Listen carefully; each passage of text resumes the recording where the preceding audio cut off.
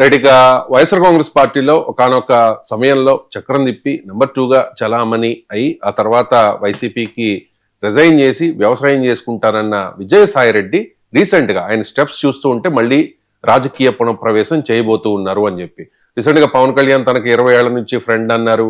ఆ తర్వాత వైసీపీ వాళ్ళు జనసేన వాళ్ళు ఆయన విపరీతంగా ట్రోల్ చేశారు. గతంలో పవన్ కళ్యాణ్ ను విజయసాయిరెడ్డి విమర్శించిన ఆ చిట్టా అంతా కూడా బయటపెట్టిన పరిస్థితి. తాజాగా ఆయన ఒక పోస్ట్ చేశారు.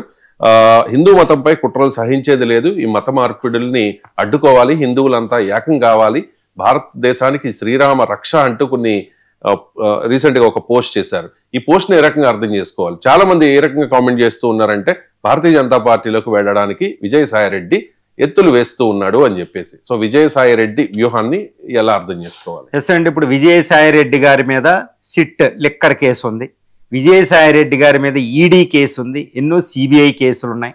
ఆయన కంపెనీలు, ఫ్యామిలీ కంపెనీస్, ఫ్యామిలీ మెంబర్స్ వీటికి సంబంధించి ఎన్నో బ్యాంకులని ఇవన్నీ కేసులు ఉన్నాయి. మరి ఈ కేసులోంచి ఆయన రాజకీయాల్లోంచి బయటికి వెళ్ళిన కేసులు మాత్రం వదలవు, ఆయన వ్యవసాయం చేసుకున్న కేసులు మాత్రం వదలవు. కాబట్టి ఆయన రాజకీయ రంగప్రవేశం మళ్ళీ చేయాల్సిన అవసరం ఉంది. మరి రంగప్రవేశం చేయకపోయినా రాజకీయాల్లో ఉన్నట్టే స్టేట్మెంట్లు ఆయన ఇస్తున్నారు. ఆయన ఇచ్చిన స్టేట్మెంట్ ఏంటంటే హిందువులంతా ఏకం కావాలి, ఈ దేశాన్ని రక్షించాలి, అప్పుడే ఐక్యత, హిందువుల ఐక్యత వర్ధిల్లుతుందంటూ ఆయన ఇచ్చిన స్టేట్మెంట్లు ఏంటంటే ఇటు బీజేపీని ఇటు ఆర్ఎస్ఎస్ని ప్రసన్నం చేసుకునే విధంగా ఉన్నాయి. ఎందుకంటే ఇప్పుడు ఆయన కేసులు అనేవి చాలా డేంజర్. ఒకప్పుడు చూసాం కదండి మనం, సీఎం రెడ్డి గారు, సీఎం వీళ్ళు కొంతమంది, సీఎం రమేష్, వీళ్ళందరూ బీజేపీలోకి వెళ్ళడం, వాళ్ళ మీద ఉన్న కేసులన్నీ ఇప్పుడు సైలెంట్గా మనకు వినపడం. కాబట్టి అధికారంలో ఉన్న పార్టీ దగ్గరికి వెళ్తే ఇటు ఈడీ సిబిఐ నుంచి ఇటు నుంచి విముక్తి పొందొచ్చు. కాబట్టి ఆయన బీజేపీకి వెళ్ళే అవకాశాలు ఇక్కడ పుష్కలంగా కనిపించినట్టే ఈ స్టేట్మెంట్ మనకు వర్తిస్తుందని మనం చెప్పొచ్చు.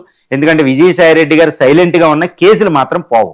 కాబట్టి అంతకుముందు మీరు అన్నట్టు పవన్ కళ్యాణ్ గారి పార్టీలోకి, పవన్ కళ్యాణ్ నాకు మిత్రుడైనా ఆ పార్టీలోకి వెళ్ళడం కుదరలేదు, టీడీపీకి వెళ్ళడం కుదరదు, ఎందుకంటే ఆ పార్టీలు ఒప్పుకునే అవకాశం లేదు. ఎందుకంటే వైసీపీలో చాలా కీలక పాత్ర వహించింది. అదేవిధంగా జగన్ గారితో సమానంగా కేసులు, ప్రతి కేసులో ఆయన పేరు వినపడుతూ ఉంటుంది విజయసాయిరెడ్డి గారి పేరు మీద. కాబట్టి విజయసాయిరెడ్డి గారిని ఇటు పవన్ కళ్యాణ్ జనసేనలో కానీ టీడీపీలో కానీ జాయిన్ చేసుకున్నాడు అంటే ఈ కేసులు వీళ్ళకు కూడా వర్తిస్తాయి. కాబట్టి ఎవరినైనా తీసుకోవచ్చు, కానీ వైసీపీ నుంచి విజయసాయిరెడ్డి గారికి మాత్రం ద్వారాలు తెరవలేదు. కాబట్టి ఆయన ఇంకా డైరెక్ట్గా, ఒకప్పుడు మోడీ గారితో ఆయన సత్సంబంధాలు ఉండేవి, ఇంకో చక్కగా ఉండేవారు. ఆయన పార్లమెంట్లో రాజ్యసభ ఎంపీగా ఉన్నప్పుడు కొన్ని పార్లమెంటరీ కమిటీస్కి ఇవన్నీ ఉండేవారు. ఇటు వైసీపీకి ఇటు బీజేపీకి, ఎన్డీఏ ప్రభుత్వానికి మధ్య వారధిగా కూడా పనిచేశారు ఆయన ఆ టైంలో. కాబట్టి ఆయనకున్న ఢిల్లీ సంబంధాలు ఇవన్నీ ఉపయోగించుకుని ఇప్పుడు హిందూ స్టేట్మెంట్, ఫేవర్గా స్టేట్మెంట్ ఉపయోగించి బీజేపీలోకి వెళ్ళే అవకాశాలు ఇక్కడ పుష్కలంగా కనిపిస్తున్నాయి. దానికి అనుకూలంగానే పావులు కదుపుతూ వ్యూహాత్మకంగా ఇప్పుడు హిందువులంతా ఒక్కటే, హిందువుల ఐక్యత వర్ధిల్లాలి అనుకుంటూ ఆయన సోషల్ మీడియా పోస్టులు చేస్తూ మళ్ళా రంగప్రవేశం చేస్తున్నారు అనేది మనకి ఇక్కడ పూర్తిగా అవగతం అవుతుంది.